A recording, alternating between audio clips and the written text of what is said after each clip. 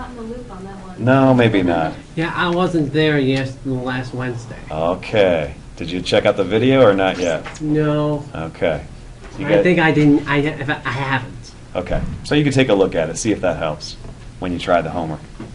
But the So I did the homework. you did the homework. Then that's the most important part of the class. If you guys keep up with the homework, you're going to see that the exam questions look a lot like the homework questions. Okay, so that's really the thing to do.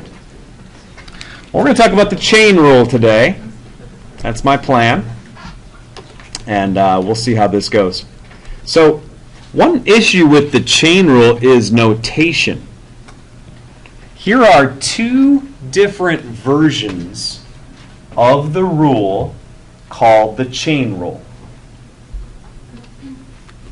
Now, the chain rule is used when you have two or more functions, that are, I'm going to say, put together. The official term is called composition of functions. But I don't have to be all technical here.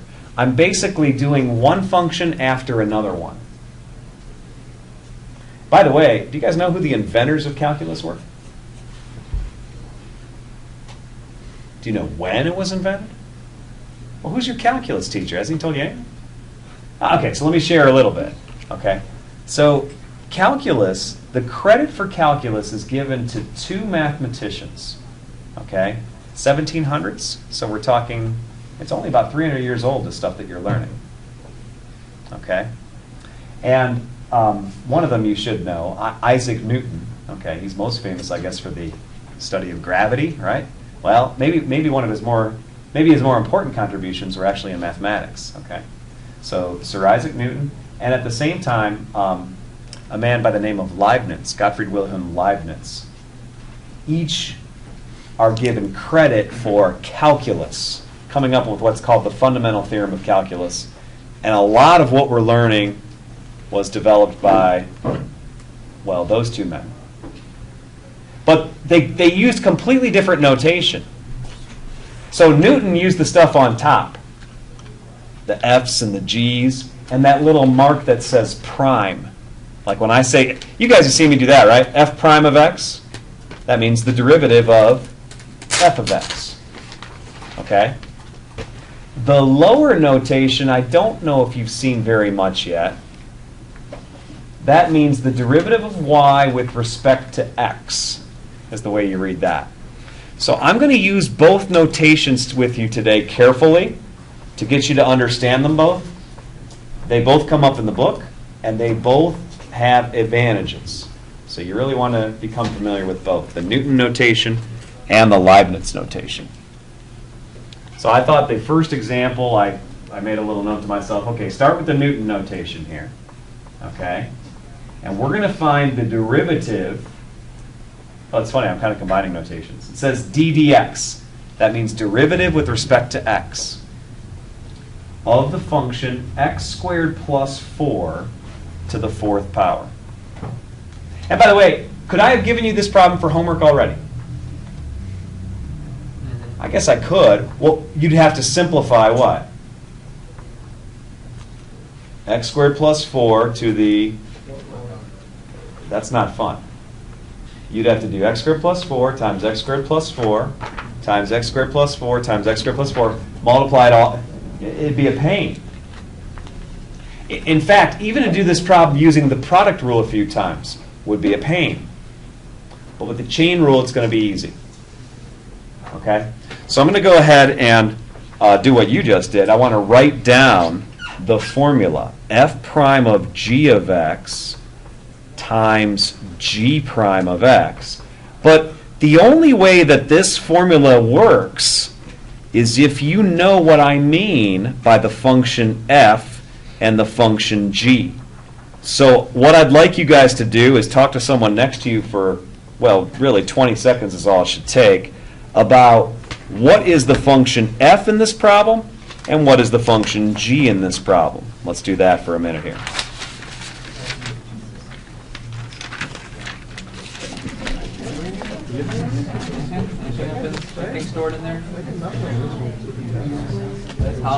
Okay. Have you? What are we talking about? What is F and what is G? Here I go. So when you do composition of functions, you kind of take a function of a function. And by the way, I think most students, I heard a few of you saying, well, I know what G is. G is the function that's inside. I was always taught work inside out when I work with parentheses. And so G of x is the inner function, you might say. What is it? It's x squared plus 4, right? That's kind of inside of the other function. Did anyone come up with what the other function is? Well, yeah, it's to the 4th power. So you might say that the other function is whatever you have, x, let's say, to the 4th power. And so the function x squared plus 4 to the 4th, we say, is a composition of these two functions. You probably remember that from an algebra class somewhere. If I say, what's f of g of x, that means everywhere it used to say x, I'm going to put x squared plus 4, and that's why it's x squared plus 4 to the 4th power. Does that make sense to people? I think we've gone that direction before. Here, compose them while you get the blue thing. But what I'm saying is when you see the blue one, can you tell me where it came from? That's harder. Luckily, I have some workarounds where you won't necessarily need to do that. But if you're comfortable with this, applying the formula for the chain rule is not very hard right now. You can see I'm going to need a couple things. I'm going to need the derivative of f, and I'm going to need the derivative of g. So what is the derivative of f? What is f prime of x, for instance? 4x cubed. How'd you get that? You're right, Crystal. Brought it down. Bing, bing. You guys with me? What about the red one? G prime of x, what's that? Yeah, 2x plus 0 if you want, right? 2x is the derivative. So if you guys are comfortable with that, then I can teach you this. All right, so here I go. The derivative of x squared plus 4 to the 4th power. Can you go to f prime of x again? Could you explain it one more time? Yes. Bing, bing. Okay. Did that help? No. How many people do understand my bing, bing? Okay, so bing was take the exponent, put it out front. That's easy. So easy, we just say bing. What's the other bing? Subtract 1 from the exponent. Yeah, I get it. Remember that? Yeah. Okay, cool. So bing, bing. Now, what am I going to write down next? Well, this may be confusing. It says I need f prime, not of x, though. What's it say? So do you know what I have to write? Not 4x cubed. I need to write 4 something else cubed. Now, it doesn't say g prime in there, does it? It says g of x. So what is it that goes inside there? X squared plus 4. That's right. Because everywhere that there used to be an x, I'm going to put x squared plus 4. Are you with me? Now, the other piece that we need, g prime of x. G prime of x. 2x. That's 2x. Okay?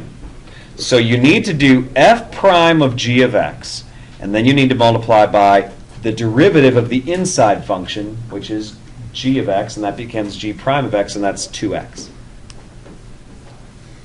So after all that, I should probably simplify this. What is the derivative? Well, it's equal to, why don't I multiply the 4 and the 2x together and get 8x times x squared plus 4 to the 3rd power. That's the answer. That's the function you can use in all the ways we've been talking about over the last couple weeks. Crystal? That's as far as you want us to go. Instead of doing what? Oh, you mean you're thinking I could, if I wanted, write this, right? Well, no, I really don't. Let's say I don't want to do it. You don't want to do it. Matter of fact, my whole purpose of teaching you this rule is so you wouldn't take x squared plus 4 to the 4th power and work it out. You could, and if you really like doing it, go ahead. But no, let's stop here. Because this function is one I can work with. Could you guys graph this in the graphing calculator if we had to? Sure. Could we use it in applications? Sure. And so the point of the chain rule is to save on the computations. So on the homework, just stop there. Sure. And on the test next week. Stop. Right? Use the rule, stop. And use the function then. Is that the same for like finding the derivative of the product? When we use the product rule, yeah, you'll notice Because there was one on the homework where it was the quotient rule, and then in the numerator there was the product. Yeah, rule. oh yeah. So it's just, I don't know if you want it all simplified or not. Well, no, I'm not. I'm going to ask you actually not to simplify your answers, or I'll be looking at all kinds of different stuff in a way. Okay? I just want to make sure you can apply the rules. Now, what we just looked at was one way of understanding the chain rule. There's also the Leibniz approach, and I think this is worth looking at. Okay? So I'm going to write down Leibniz's version. He says that if you want to compute the derivative of y with respect to x, and notice his notation, that's how you read dy over dx, the derivative of y with respect to x. But it almost looks like a fraction. He did that on purpose. And he says it equals dy du times du dx. What's going on here? Well, let me show you. And this is shown in the book, but I think it's easier if someone talks you through it. So it's the same deal. You know, we're trying to take the derivative of x squared plus 4 to the 4th power. Okay? What Leibniz would say is, hey, you know that inside function? I'm going to call it u. And by the way, anytime I write u, I really mean u of x, right? It's a function of x. And what is the inside function we would say? X squared plus 4. Okay? By the way, one thing we can say is that this du dx, that's the derivative of u with respect to x. We already computed that. What does that equal? 2x. Right? We did that before. That's the derivative of the inside function. So what Leibniz would say is, well, you have to multiply du dx by dy du. See, Leibniz would think of this as you're taking the derivative. See, again, my function is not just y equals x squared plus 4 to the 4th power. My function is really y equals u to the 4th, where u is this x squared plus 4. So if I do that, what's dy du? Well, see here, u is taking the place of x, right? This is a function of u. So dy du would be 4 u to the 3rd. Bing, bing again. I'm showing you another way of doing the same problem. So dy du would be 4u cubed, and du dx, we said, is 2x. Now, what's the only thing left to do? We have to write down what that u equals, right? What did we say u equals? X squared plus 4, right? So the answer, I guess, is going to be the same. 4 times x squared plus 4 cubed times 2x. So you get the same thing. You get 8x times x squared plus 4 to the third power. Okay? Do we have to do it using both ways on the test or no? I wouldn't use either of those ways in the test. Okay. I'm going to teach you my version of this rule. Cool. So, well, I mean, I do want you to know both notations because they come up. But when I think of the chain rule, I think of bing, bing, bong. All right? I'll demonstrate it. You guys see if you follow along. We're going to do it again. We're going to take the derivative of x squared plus 4 to the fourth power one more time. When I look at that, I automatically think, okay, I am using the chain rule. But I guess I'm just not so technical about it, and I think you won't have to be either. Let's see if you can follow. So here I go. Bing! What does the first bing usually mean, Matt? Prime of x. Bring down the exponent. Now what's the exponent I'm going to bring down? 4. The 4, right? I write that 4 down. That's bing number 1. Okay? That wasn't nice to put you on the spot. Sorry about that. That's all right. The second one. What's the second bing mean? Talk to each other about that for a second. Excuse me. X, or I think it's x. X squared plus 4. It means we're going to make the exponent what? X squared plus 4. Yeah, so now the x squared plus 4 is being raised to what power? 3. Yeah, 1 less. That's the second bing. But what you have to remember is the chain rule. Okay? The chain rule says there's bong, one last piece. You need to take the derivative of the inner function. What's the derivative of the inner function? Right. The inner function is x squared plus 4. So what the derivative is, as you said, is 2x. And so the final answer, I guess, again, 8x x squared plus 4 to the third power. That's how I do the chain rule. Bing, bing, bong. Okay?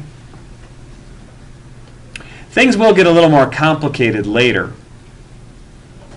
See, bing, bing only works for polynomials. But the idea behind that bong, the derivative of the inside function, stays with me. And that's when the extra notation that I showed you today is going to be really helpful. Okay?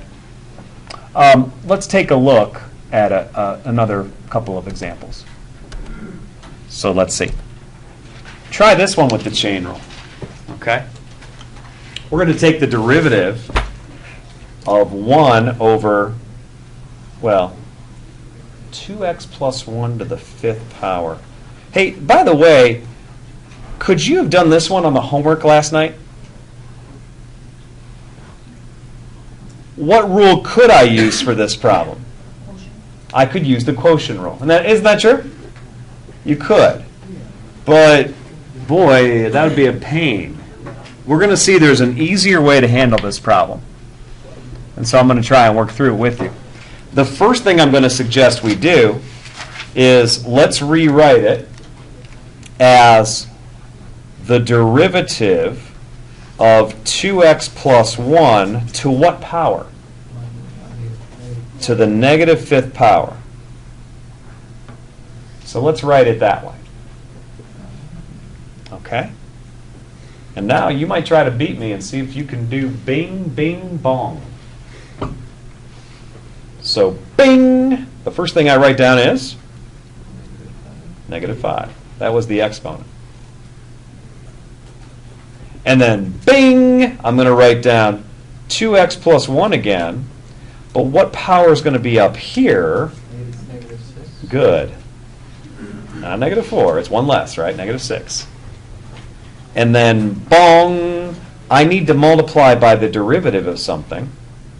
I need to multiply by the derivative of the inner function. My inner function is 2x plus 1, so what's its derivative? 2. Again, to reemphasize where that 2 came from, because that's what people missed, it's the derivative of the inside function, 2x plus 1. That's the du dx, if you want. Okay? That's the piece that people miss sometimes. So the answer, I guess, is negative 10 times 2x plus 1 to the negative 6. Or if you want, we could write it as negative 10 divided by 2x plus 1 to the positive 6. And that would be the answer to that problem. Does it matter which one we write? Again, it's all simplifying from there on out. But you guys know what's going to happen. You're going to be computing derivatives. You may check the back of the book, and it may not. You may have the answer right and not know it. Okay? Because we have to change forms. And that's why I like showing you guys some of the algebra. Okay.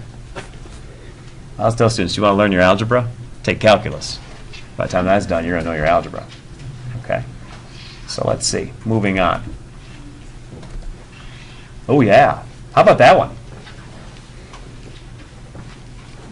I can't even see that from here. That's the derivative of what? Let's see. We have x plus x squared to the 5th power. See, sometimes you may need to combine some of the rules. What rule do you think is going to happen here besides the chain rule? Which one? Product rule, yeah. So I want to use this as a good way to demonstrate that. Okay? So if I just go back to the paper where I'm working, remember what the product rule says. The product rule I liked to phrase this way, that if you have two functions, I'll call one of them u and I'll call one of them v. And if I say, let's take the derivative with respect to x of that product, what does it equal? Well, u prime v, right? Plus what? uv prime. uv prime. And so that's the product rule. This is what you guys worked on for today. And so I'm going to go ahead and use this as a nice example of how you would tackle a problem like this. So first I need to do u prime v. Okay, for u prime, my u is this thing to the 5th power. So when I go to do u prime, the first thing I'm going to write down is a 5. Bing! And now I'm going to write down x plus x squared to what power? The 4th. Bing! And now, bong! I need to multiply by the derivative of what's inside. What's inside of the u is this x plus x squared. So you know what I'm going to write? 1 plus 2x is the derivative of x squared. Almost done. There's one more piece right here. We need to write down v. What is v?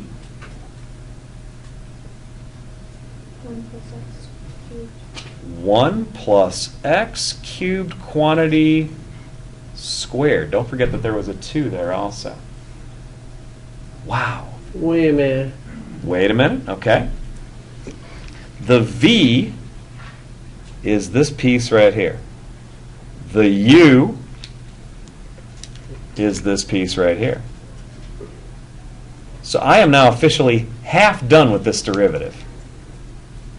Because the next thing I see is that it says plus, and now I need to write uv prime. So where it says u, we're going to write, so maybe I'll put the plus here, plus, so u is x plus x squared to the 5th power. And I'm going to pause and see if you guys can work out what that x plus x squared to the 5th power needs to be multiplied. Work with someone near you, see if they agree. All right, let me help. Let me help. I just wrote down u, and now I'm trying to compute v prime. to finish this problem. What's my v? V is 1 plus x cubed squared, right? V is 1 plus x cubed squared. So to do v prime, first I do bing. You know what I write down? The 2. That was the exponent. Then I do bing 1 plus x cubed to the first power. And then I do bong. What's my bong here? I guess it's the derivative of what's inside. Now, what's the derivative of 1 plus x cubed? I guess it's 0 plus 3x squared. So I would just write down 3x squared here. All right? So we did it. The derivative of this huge ugly product is this big mess. I mean, do you really want to simplify that? I don't either. Okay? But that's what the derivative is. You could use it. You could graph it. You could compute it for some value of x. And that's a nice example. So our answer is literally from the 5 all the way. Let's see if we can write down the derivative. And again, my version of the quotient rule that I like, my calc teacher taught us this and I just never forgot it. The derivative of high over ho. All right? That's just easy to remember. So it's ho d high minus high d ho all over ho ho. All right? But if you want to use u's and v's, that's fine by me. Whatever you want to do. All right. I'm going to follow the pattern and try to compute my derivative. So it says ho. So I'm going to write down the denominator, right? Which is what? X plus 1 to the 4th power. Now, what am I going to do next? Derivative of high. And I'm going to try and use the chain rule with you. And I'm not going to be all technical about it. I'm just going to do bing, bing, bong. But the question is, where's bong? And I'll make sure we understand that. All right, so let's see. This d high is going to be bing. What do I write down? 4. And then bing, what do I write down? X squared plus x plus 1 to what power? To the 3rd, because I lowered the exponent 1. That's bing, bing. Now bong. How'd you get 2x plus 1? You're right. How'd you get it? Yep. You're taking the derivative of what's inside. Bring the 2 down, so you get 2x plus 1. That's the chain rule. The idea that you take the derivative of what's inside. Okay. So far, I've only done ho-d high. Minus, what's the next thing we're going to write down? High. So I'm going to write down, well, how about I write down x squared plus x plus 1 to the 4th power, because that's my numerator. And what are we about to do next? Take the derivative of what? Yeah, the denominator, right? I'm going to pause and let you guys do that with someone near you. Again, this is good practice for you. Okay. Maybe. Equation. So there is, let's see, ho d high minus high. I need d ho. So I'm going to write down, well, bing, the 4, and then bing, x plus 1 to the 3rd power. And then what's bong this time? Right. Because the derivative of x plus 1 is 1 plus 0, so it's just 1. So here the chain rule actually wouldn't really do much. Now, all over, well, I guess it's x plus 1 to the 4th times x plus 1 to the 4th. You could write x plus 1 to the 8th, right? Because we know when you multiply, you add the exponents. Boy, should I do any simplifying? No. You're like, no! I'm going to do one little bit of simplifying here to show you something. There's an algebra mistake that's very easy to make. Some people look at the x plus 1 to the 4th up here and the x plus 1 to the 4th down here, and they say, hey, let me cancel. Why can't you? See that minus sign? That's the red flag. That's literally red. But that's the reason, right? Because the whole thing is being divided by x plus 1 to the 8th, not just a piece of it. Let me simplify a little bit here in stages. You guys have the denominator as x plus 1 to the 8th. That was good algebra reasoning. But it's not true that I can start canceling. And I'm telling you, deep inside each one of you lives the mad slasher who wants to just, all right? You have to suppress that. This minus sign tells you no. So the trick is you need to factor before you cancel. In other words, how many x plus 1s can I factor out? X plus 1 to the 3rd power could be factored out because it's the greatest common factor if you want. So what would be left in the front here? Well, I guess I would have that 4. I would still have an x plus 1 that I had from before because it was x plus 1 to the 4th. I would still have this x squared plus x plus 1 to the 3rd power, and I would still have this 2x plus 1. And if you think I'm going to simplify anymore, you're wrong. No way. And then over here I have, I guess, what do I have? I have a 4 that I had before. And I have the x squared plus x plus 1 to the 4th power. Okay, so probably what the back of the book would put, if this were a homework problem, let's say, probably you'd have a bunch of stuff over x plus 1 to the 5th. And I wanted to show you where it came from. Boy, you know what else they might do? Let me show you this. Okay. Do you understand why it's x plus 1 to the 5th? Because what canceled? Here and here. But you're right, there's more we could factor out. We could factor out a 4. Do you see how the 4 is common? Is there anything else we could factor out? We could factor out, right, x squared plus x plus 1 to what power? To the 3rd power. You guys see that? What's left in the brackets? Let me write it out. We took the 4 out. That x plus 1 is still there, right? We took this big thing out to the 3rd power. The 2x plus 1 is still there. I still have my minus sign. Do I have anything else?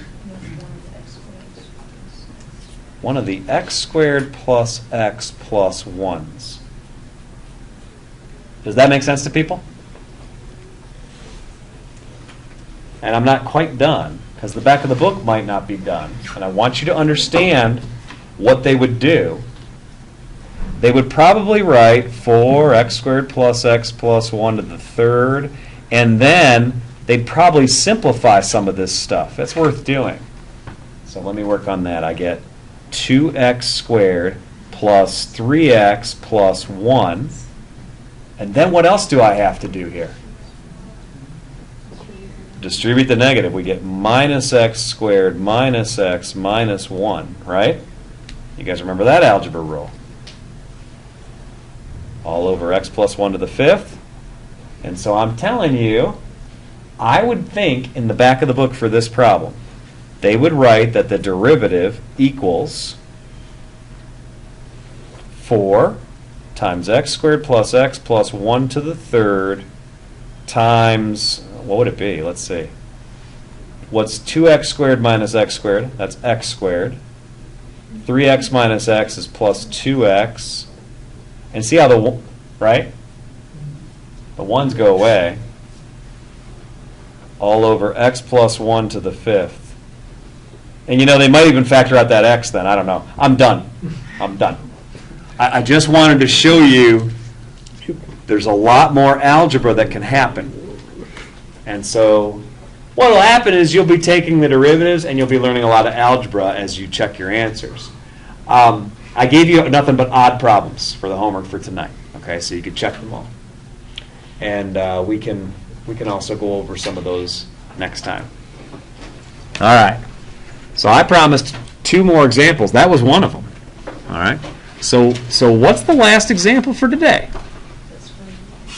Square root? Let me see. Oh, what is that actually? Do you know what that means? The quad root, the 4th root, I would call it. Do you guys know what that means? How many have heard of the 4th root of something before? Okay. Can you give me an example? The 4th root of what is what? Yeah, that's not so easy. The 4th root of 16 is 2. Very good. Because, let me write some of this down. So, well, I'm going to need another sheet of paper. I guess the function that we're thinking about now is this one. F of x equals, well, I wrote x to the 1/4 power, or the 4th root of x. Right? So what I'm thinking about, for example, is, oh, we just did this. F of 16, right? So what is the 4th root of 16? It is 2. And again, there's a reason. Because 2 to the 4th power is equal to what? Yeah. The idea is that these are inverse functions. So the inverse function, and I don't need to talk about the inverse function right now, but because I need it later in the course, I thought I would just remind you that taking something to the 4th power is the inverse of taking it to the 1/4 power. Does that make sense to people? Okay. Now, what are we going to do? We're going to try and compute f prime of x, the derivative. Actually, you probably know what it is, right? Yeah. What is it? Go ahead. 1/4 times the 4th root of x cubed. Cool. Because if I do Bing, I get 1/4. And then I do Bing, and I get x to the what? Ooh. Negative 3/4. How'd you get negative 3/4? Well, you did 1/4 minus 1. Does that make sense to you guys? Yeah. So this is 1/4 x to the negative 3/4. And that means 1/4 times 1/x to the 3/4. And so what Matt said was that that's the same as 1/4. And again, just like 4 is the root and 3 is the power, here's one way of writing it. Okay? Does that make sense to you guys? It doesn't make sense to me completely, because I have an issue here. And that is, how do I know that I can do Bing Bing? Oh, here's maybe another important question. Why didn't I do Bing Bing Bong today on this one? Well, because bong would be the derivative of just x. What's the derivative of x? So you multiply by 1, nothing happens. See, you really are always doing Bing Bing Bong every time you do these derivatives. You are using the chain rule. It's just that most of the time the derivative is 1. That's a good thing to understand. Okay, so what I did was I left myself a hint on how to show you that this works. There it is.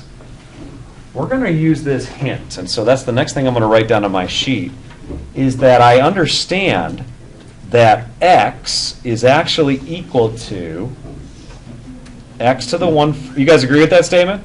that hint? That's because they're inverse functions. We were just talking about that. Okay? So I'm going to write down that hint and see if that can help me. What are we using that for? Why do we have it to the fourth power? Well, because isn't it true that x to the 1/4 to the fourth is the same as x? That's true, right? But what I'm telling you is that this can help me come up with a formula for the derivative of x to the 1/4. I'll try and explain this a little bit better. How about I write this? Let's let u equal x to the 1/4. Okay? So let's let u equal x to the 1/4. And what I want to do is I want to compute du dx. Does that make sense to people? What's that say? Compute the derivative of u with respect to x. That's the Leibniz notation. You guys understand what I want? And I'm saying that this is going to be the answer, but why was my question? Well, I can explain why now. So remember, this was our hint. Okay? So actually, there's another way I could write the hint. The hint is that x equals u to the 4th power. Does that make sense? Okay. So what I'm going to do now is I'm going to take the derivative of both sides of the equation. That's a new move. We are going to take the derivative with respect to x of both sides of the equation. We've never done that before to an equation. We will do it again. Okay, I'll do the left-hand side, you do the right-hand side. Ready? Go. 1. That wasn't fair, was it? All right. All right, I'll help you with the right-hand side. Ready? Bing! What do I write down? Nice.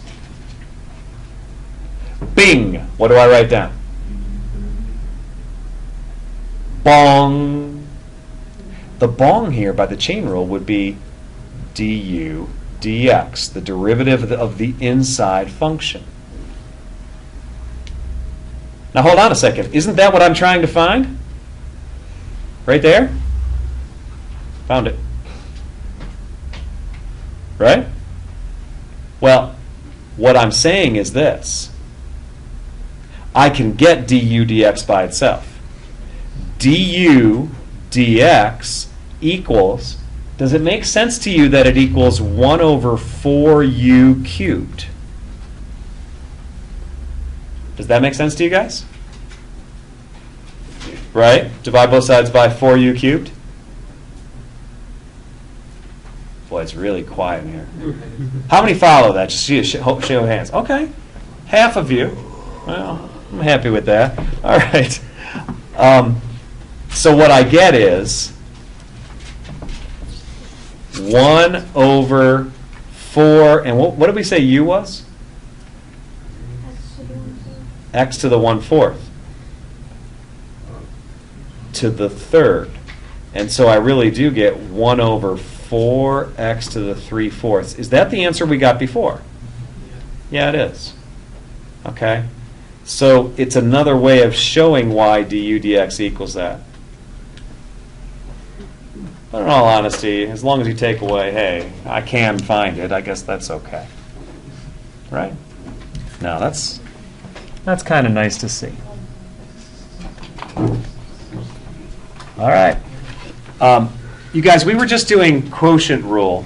I want to go back and say one more thing here. You guys remember this problem? Yeah, it's not in marker, but it's the thing to the 4th over the thing to the 4th. You guys with me? So I want to point out an idea that John suggested. He said, hey, why don't we just write it as something to the 4th power times something else to the negative 4th power. and then compute the derivative using what rule? Product rule. You can do that. Okay? So I want to make sure I pointed that out. That the quotient rule is really the same as the product rule. It's just that the quotient rule doesn't use any negative exponents. If you like negative exponents, or if you're comfortable with them, you could avoid the quotient rule. You just do product rule. I recommend learning both and being able to use both. But I am thankful that you pointed that out, because that's something that comes up.